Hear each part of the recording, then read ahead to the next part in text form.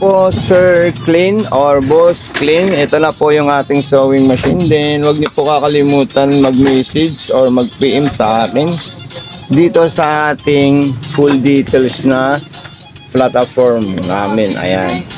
Okay, so unang-unang ituturo ko po sa iyo Sir or Boss Clean.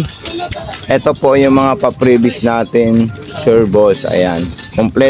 Kompleto na po ito sa gamit. Okay. Then, isunod natin dyan, Sir Boss, tayo po ay maglalagay ng transformer. Ito po yung pinaka-importante, Boss Clean. Ayan. Ito pong ano natin, ilalagay natin dito yan. Okay, so ito po siya. Ayan. Then, ito naman po, wire natin, isasaksak natin sa direct 220 natin, sir. Basta yung wire ng makina natin, Boss Clean, ano natin yan ha. Doon natin isasaksak sa transformer. Then unang gagawin natin, tatanggalin natin ito. Check natin yung mga gamit niya dito. Ayan. Napakarami po siyang gamit dito, Boss Clean. Kayo na po yung tumingin, may extra plate, may mga screwdriver, mga iba pang gamit. Okay? So ito, ayan. Then sa bobbing natin, Boss Clean, i-open natin ito. Ayan po siya. Ayan. Okay. Pag tayo ay magre-refill or magpupundo ng sinulid, ilalagay natin dito. At itatali natin dyan yung sinulid natin. Tutulak natin dito. Pipindutin natin ito. Tanggalin muna natin yung sinulid natin sa itaas para hindi po magbuhol. Ayan. Kita nyo po siya, sir. Nagpupundo na po siya ng sinulid at napaka-smooth po, Boss Clean. Stop. Then, ganito. Okay. So, tayo nakapagpundo ng sinulid. So, meron na po ito. At ito ilalagay natin dito. Ayan. Tapos, ipapasok natin dito at isasabit natin dito. Ayan. Then, ipapasok natin diretso dito, ma'am. Ayan. Ayan. Okay. Then, ito namang lagayan natin ng sinulid, Boss Clean. Kikita nyo po siya. Ito po siya. Ayan. Okay. So, meron po tayong lock. Ayan. Then, ipapasok natin yan dyan. Okay. Ayan. Tapos, isasabit natin dito. So, dire-diretso po dito, Boss Clean. Kailangan po maipit po dito. Para maipit po siya dyan, igaganito natin yan. Ayan, okay. So, ito. Taas natin yan.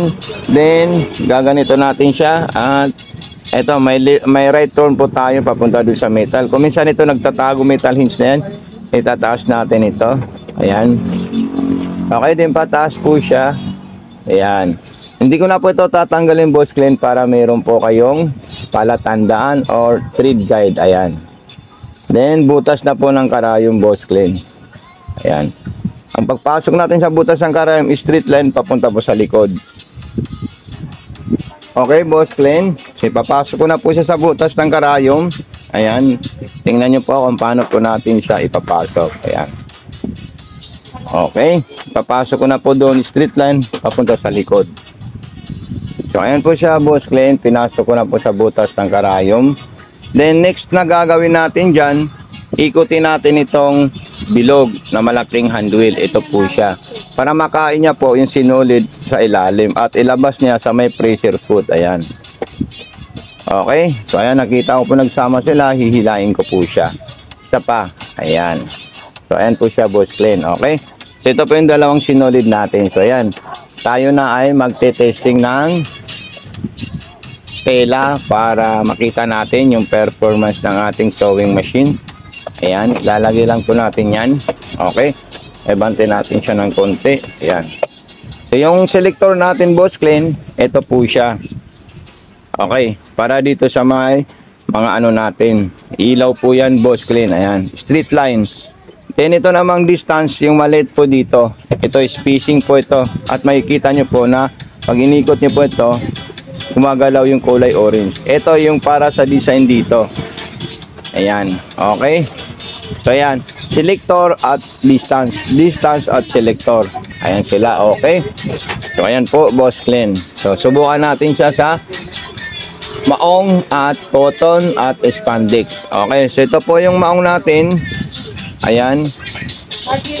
Kikita nyo po siya. Ayan.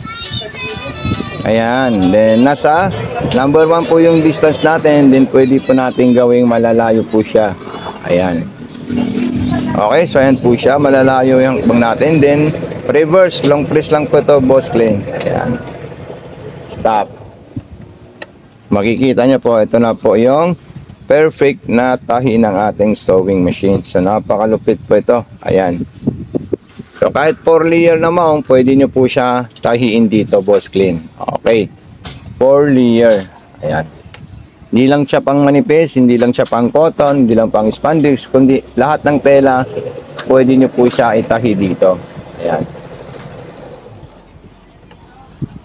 Okay, so ayan, subukan natin ulit. Yan yung reverse natin. Ayan. Okay, so stop. Ayan. So dito naman po tayo sa cotton dahil gagawin natin yung mga design zigzag. Okay? Lahat ng stitches na kaya niyang gawin, ipapagawa natin dito sa kanya, Sir Boss Clean. Ayan. So straight line. Ayan, malalayo yung lakad niya. Gusto ko masinsin, number 2 or number 3, ayan. Okay, then reverse. Lalak ko siya dito. Ayan. Okay. Then zigzag po tayo. Pwede rin po yung maliit, kahit saan po dyan. Pwede nyo po siya gamitin, Boss Clean. Ayan. Okay, then pinakamalaking zigzagger niya. Ayan. Pinakamalaki po yan. At depende na po sa yung distance, yung sikip or yung agwat. Okay. Then button holder. Ayan. Gawa tayo ng button holder natin. Ito po siya. Yung distance niya, may makikita po kayong guide na pang button holder. Ayan. Okay. So napakaganda po yung button holder nito, sir. Ayan. Stop. Then punta tayo sa gitna. Yung lock lang po niya. Ayan. Then, atras po. Ayan. Okay, so, yan. Natapos na natin yung button holder natin. Okay. Balik tayo ulit sa lock. Then, yung pang-garterize naman po niya. Ayan.